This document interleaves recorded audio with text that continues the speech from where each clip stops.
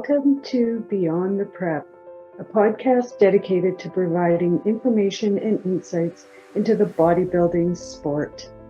This podcast covers a wide range of topics from finding a coach to the struggling of competing, nutrition, supplements, cost, and much more. I'll be talking with competitors so you can hear their stories, judges, coaches. If you're interested in sharing your story, send me a note at skapach40@gmail.com. Welcome to Beyond the Prep. I am your host, Sherry Capach, and I would like to welcome today Charlie. Is that correct? That's correct. Charlie Graham, you're competing today. I am. So thank you for taking time out of your busy schedule. Thank you for having me. So what got you into bodybuilding?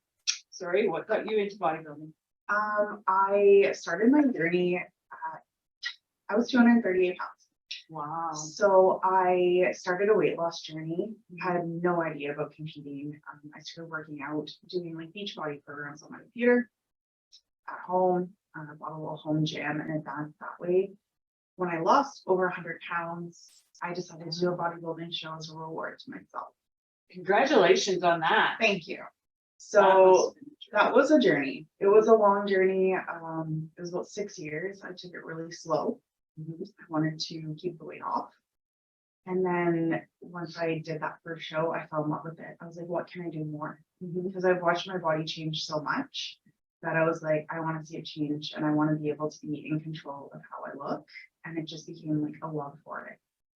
And I don't see myself ever stopping. No, No. that's wonderful.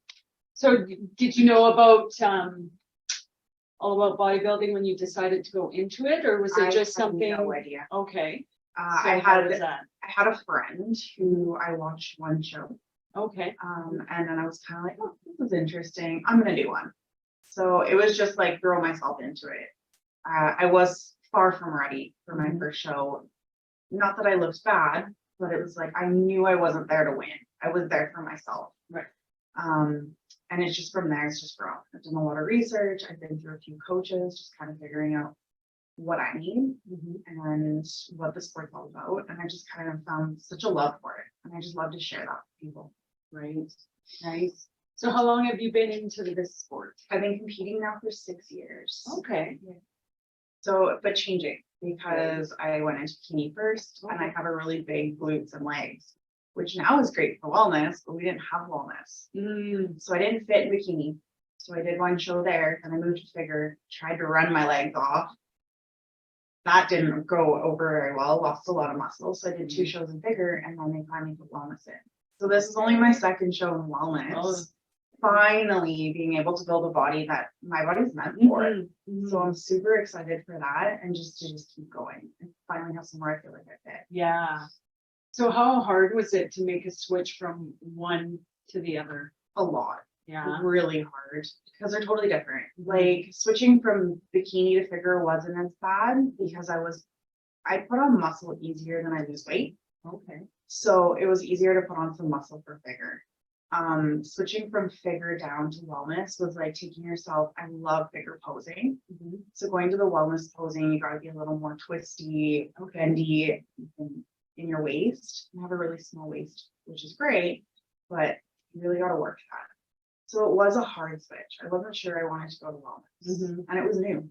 Yes. And now as we're watching the pros develop, I'm like, I love that body. It's so feminine, but so muscular. And that's what I'm like, I'm in it. I never want to switch again. I love it. I want to go pro eventually in wellness. And finally, this is the first year I feel direction.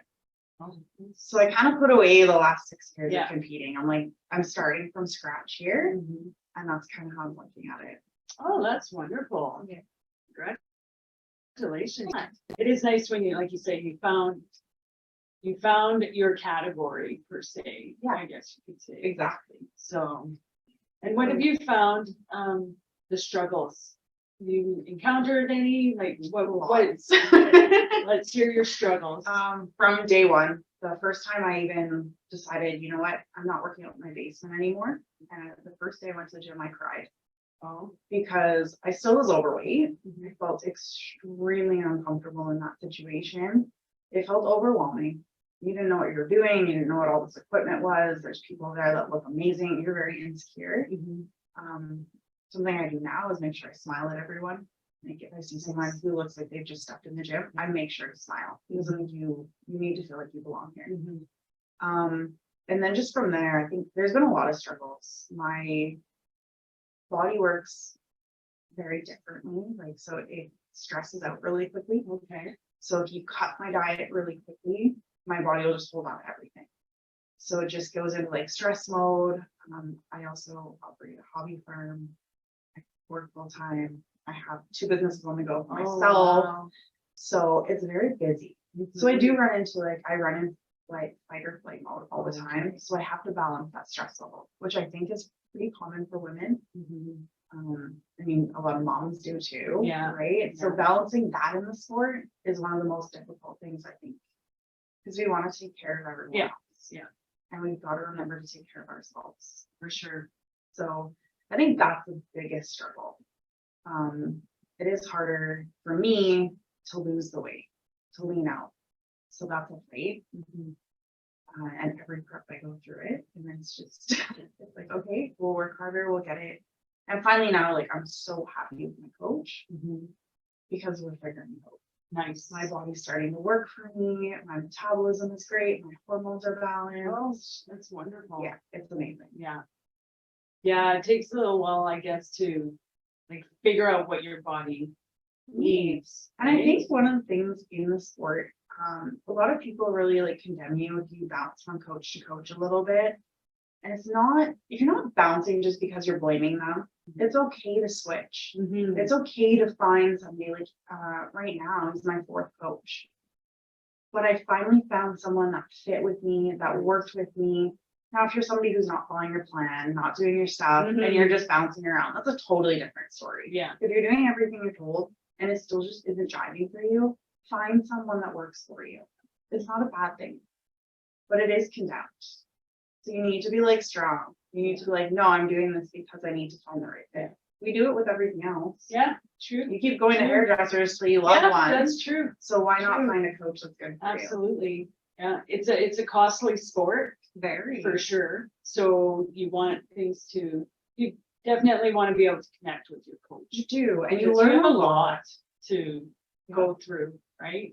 A lot, and they're with you mentally, physically, like emotionally. You know, you cry on their shoulder. Half the time they're your psychologist, not your right. They're the best. Literally. So you need to have that connection, connect with them. I feel comfortable.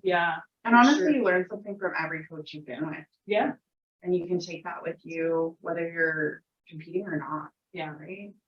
Just try to stay healthy year round. So what you know now, what do you wish you knew then that you know now? Everything. Perfect answer. Perfect answer. I honestly, I knew nothing of it. I do know, like, what I loved about it is that I took it slow. Everything else was a learning curve. I knew nothing. I've been overweight for so many years. It's like I literally have learned everything along the way. The biggest thing I can just say is like stay humble to it. The more humble you are, and it's you against you. Which is hard in the world of social media. So I guess that would be my best thing I wish I knew is just me. Look at me, look at my pictures, compare me to me. And that's taking years to figure out. And it's still hard. Still very hard. Very. Especially when you have the social media in your face all the time. It's everywhere. Like 90% of our lives now, right? So true. So if someone came to you and just wants to start out or thinking of starting out in the bodybuilding, what's the best advice you could give them right now? What is their goal? Are they looking to do it one time just because they want a trophy? Or are you looking to do it because you want to challenge yourself? It's not easy. And really the one thing I would press is how important your reverse diet is. Nobody talked to me about that in the beginning, and I see that a lot. that your reverse diet is more important than the prep. And if you're not aware of that, they come off stage and they binge. And I think that's the one thing I would give people advice for. If you're going to do this, you need to be prepared. The prep is actually double. You gotta think of reverse dieting as your prep. It's as simple as that, or you're not gonna be happy. Because you don't get to this place where you're like feeling really good and you're at the best place you've ever been to just lose it all. It's emotionally draining. Yeah. But we need to talk more about it. True, absolutely. Yeah. Because you can't keep that stage presence. You can't. Right. And you It's also not can't healthy. just go back to your normal diet, Yeah. which people think you can. Yeah. And it takes time to increase and increase. And you're basically doing everything backwards. Yeah, And if you put too much right back in, like, yeah, sure, go enjoy your night. yeah, Absolutely. You work really hard for it. Yeah. But I think a lot of people don't realize how hard reverse dieting is. yeah. It's great advice. So, and you're in prep as well with your fiance. Yeah, we were discussing that. So how is that? It is difficult. Yeah, It's difficult and it's great. I love doing it together. We don't have junk food in the house. We don't have anything we can't eat. Yeah. It's just our chicken and rice, you know, and we live that same lifestyle. We both understand each other. Mood swings, tempers are very hard. You have to be strong. You have to understand that your relationship needs to be extremely solid before you go into it, because it is very tempting. And sometimes it's hard. Yeah. sometimes it's enough, Yeah. but we push through it. And it's always better, and it's good to have that support. Right. So really, I think it's a love-hate thing. Yeah. I wouldn't do it without him, Yeah. because he gets it. Yeah. He gets me, and we Yeah. can support each other. But at other times, I'm like, I wish I was doing this alone. Yeah. Yeah. Nice. It's fun, Keeps you on your toes, right? Right? Yeah, totally. Yeah. And it's nice to have that support. For sure. Absolutely. Yeah. Because they get it. Yeah.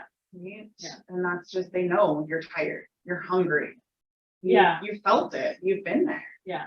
And with two of you doing it together, you each know at least why. Yes. Like if you're miserable, well, at least you understand why, Yeah. right? Wait, haven't Because- eaten in 3 Yeah, hours. you'll be doing it in about 15 minutes too, so we're okay. Exactly. So, that's wonderful. Okay, well, I'll end it at that. I want to wish you luck today. Thank you. All the best. I'm hoping to get down there to watch the ladies. Absolutely. So good luck, and Thank thank you you. for joining me. Thanks for having me. I want to thank my guest today and my listeners for joining me at Beyond the Prep. If you like this episode and want to make sure you don't miss any others, please subscribe. You can also find us on YouTube.